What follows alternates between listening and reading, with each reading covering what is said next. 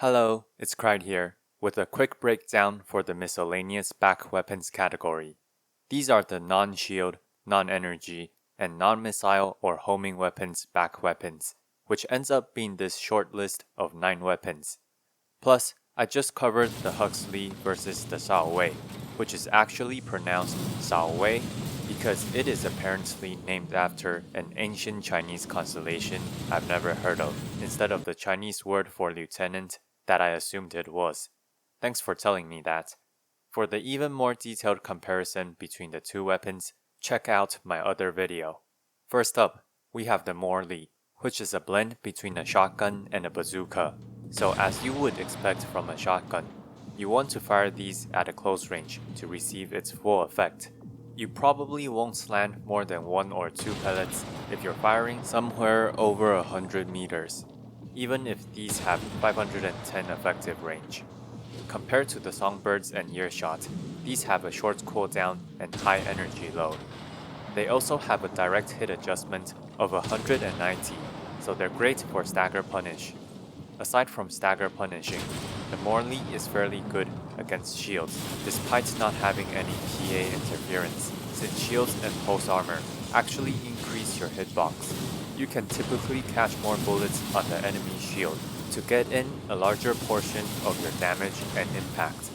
I actually quite like the Morley, but it isn't a general weapon you can just slap onto builds and have them perform well. The Songbirds were nerfed in patch 1.03.1 because of how good they are in PvE. These aren't that great in PvP in general, so you're mostly using these as a PvE tool. They still work fairly well as you get access to these back weapons very early on for their high damage and impact damage, despite their cheap cost. These cost less weight and energy load than either the Morley or the Earshots. For PvP, the slower to reload but more powerful single-hit Earshot tends to be the better choice, as these have a very wide radius. If you catch your enemy on the ground, the Earshots can land even if they dodge. One thing to take note though is that getting hit at the edge of the Earshot AoE actually doesn't deal the full damage as hitting it head on. While these only have a direct hit adjustment of 145, they are still very powerful as a stagger punish due to the amount of raw damage they do. They aren't as spammable as the Songbirds, but they're much easier to land outside of staggered enemies and do more damage as a stagger punish. The Stun Needle Launcher definitely feels like it got nerfed a bit too hard in patch 1.03.1 because this weapon costs a buttload of energy load at 825. They still do quite a bit of electrify buildup and retain their short 5-second cooldown, but these aren't easy to land at a range if the opponent is not staggered. You can still run them for PvE, but I don't think this weapon is worth it for PvP at the moment. I would run the Earshots over these pretty much every time. I do hope FromSoft gives these a small buff for them to see the limelight again. Next, I'm going to cover the Laser Orbit and the Huxley together because of how similar they are. These are the laser and kinetic orbits that automatically fire after you deploy them. They will be firing even during actions such as the startup of assault boosts or melee attacks, even when other back weapons like cannons don't work during these animations. Do remember that if you do get staggered, including mini staggers that don't ACS break you from stuff like kicks, these orbits will undeploy.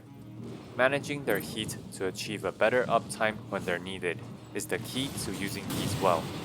First, their costs are relatively similar, with only a slight difference in weight or energy load.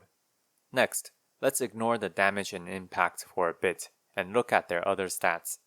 The cooling will also be factored within the test later, so we can ignore that too. There is a small difference in direct hit adjustment, which honestly matters little, as these are not used for stagger punishes. Even the Huxley doesn't do enough damage, but it is still a small bonus to keep in mind. As for the total rounds, despite the Huxley having a higher round count, you run out of ammo with the Huxley much faster than the Laser Orbit, since you fire 8 shots per salvo instead of 3. So with everything else out of the way, The main advantage of the laser orbit over the Huxley is in fact its range. Now, let's check out how the orbit performs by doing one cycle. Of course, in actual combat, you don't really want them to overheat, just like the Huxley, but it is a simple way to standardize them.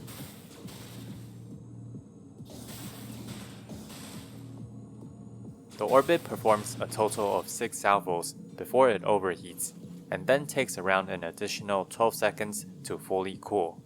If we do the math, you do a total of 2,430 base damage over this time period, with a total of 702 accumulated impact. I have also done the test for the Huxley in my Shao Wei comparison video. The Huxley's shots are much more concentrated and its cooling weaker. We're getting a total of 1,344 damage and 720 accumulated impact over the full 25 seconds. Let us first judge them by their raw DPS over their full duration. Converting these to DPS and accumulated impact per second, this is what we get. As you can see, the laser orbit has 41% higher DPS, while the Huxley has 32% more accumulated impact. However, if we judge the orbit by their active stats, assuming you properly turn off your orbits and disengage when they're not readily available, these are their active DPS. As you can see, the Huxley wins in both categories. I do believe that the Huxley outperforms the orbit at the moment in terms of functionality as a potential build choice. I will explain this soon. I have already covered the Shao Wei in my Shao Wei vs Huxley video.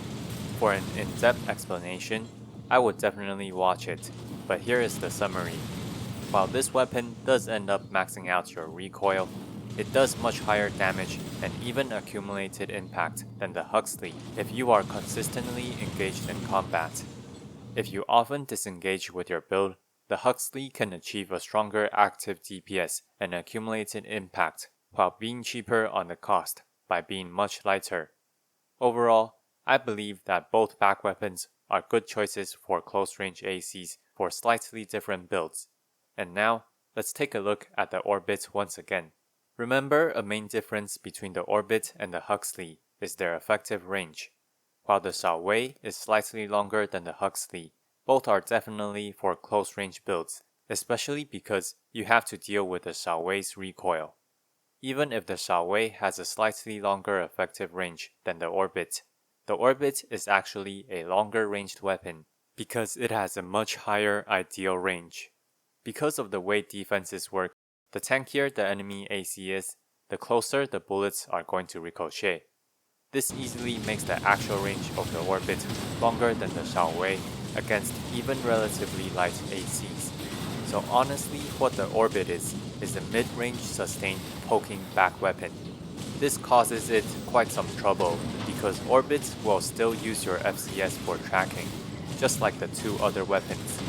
At a mid-range or further, you're competing with missiles, and at that point, the orbit has fairly weak DPS and accumulated impact if we're talking about constant sustained damage versus missiles. Granted, they are indeed lasers that are harder to avoid. Still, I wouldn't mind if they got a tiny buff to make them more appealing.